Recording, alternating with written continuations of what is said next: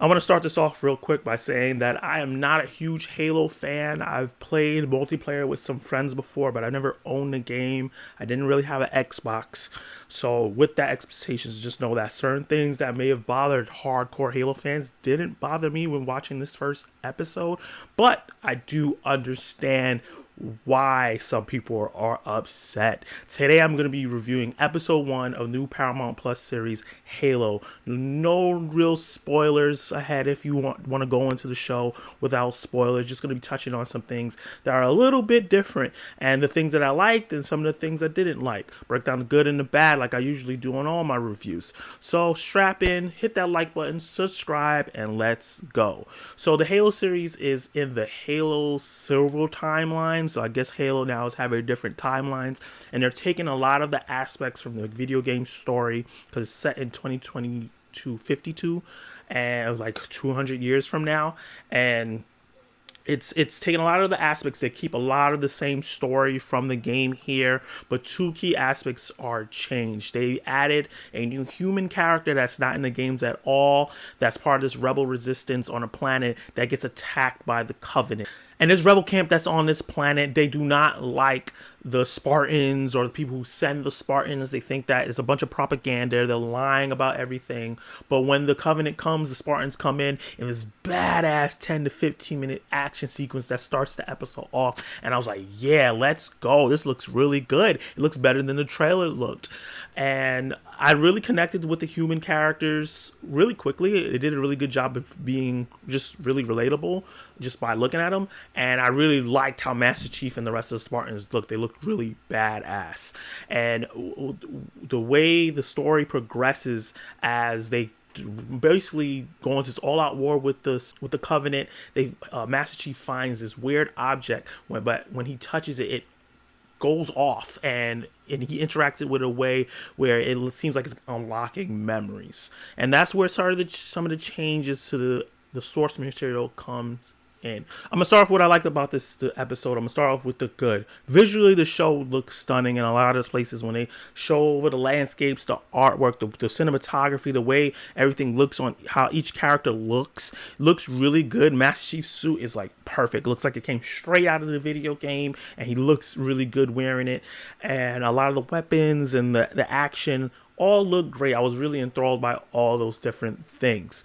The new human character that they added, Quan, I liked her a lot. She was spunky, and like fierce, but also you can see the vulnerability, and she was scared. She's still a kid, and there's a real sense of loss. When the action started, someone's head got exploded. I was like, whoa, I didn't expect that, because from what I've seen from Halo, it's not a lot of like gore, but they've added that aspect to the show to bring a little bit of realism to it, which I thought was interesting, but it just took me aback.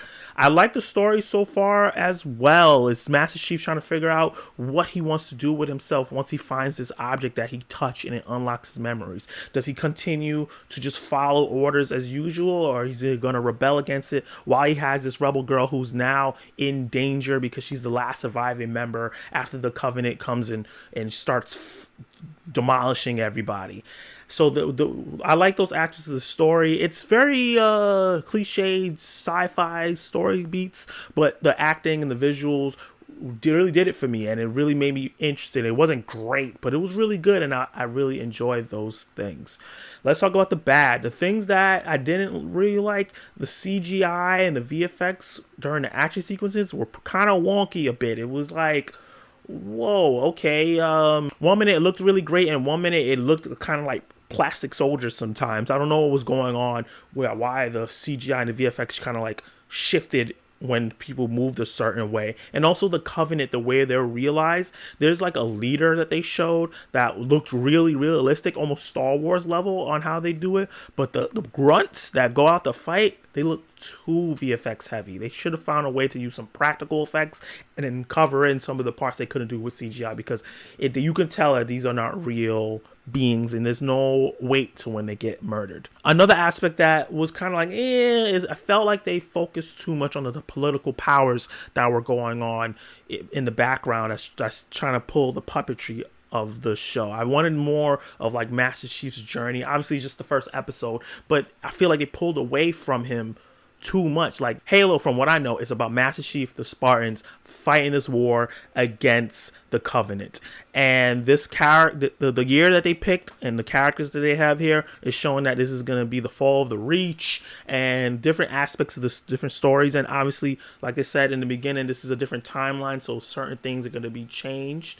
But they can pull from all those things, and I feel like they focus too much on the political aspects. Hopefully that was just this episode, and we get more of Master Chief, more of this rebel soldier and their journey, and more of the actual battle in the Covenant. My verdict: for me, as someone that is not a huge fan of Halo as a series, that's played a little bit of it, I really like this and intrigued my interest. I want to continue watching it. The differences here, obviously, everybody's talking about Master Chief taking off his helmet.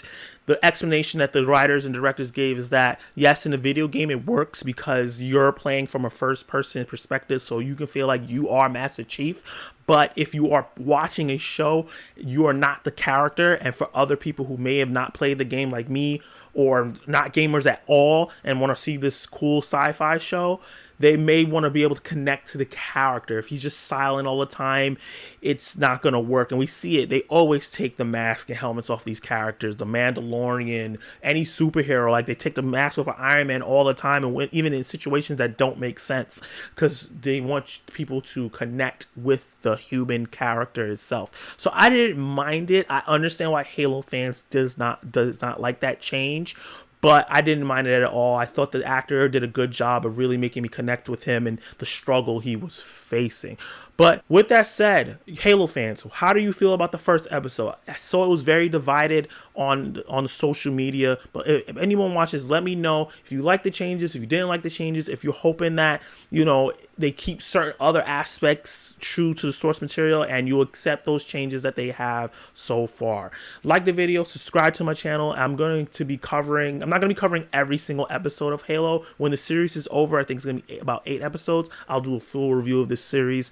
So hit that notification bell to be notified when that happens, and you can watch more of my videos right now.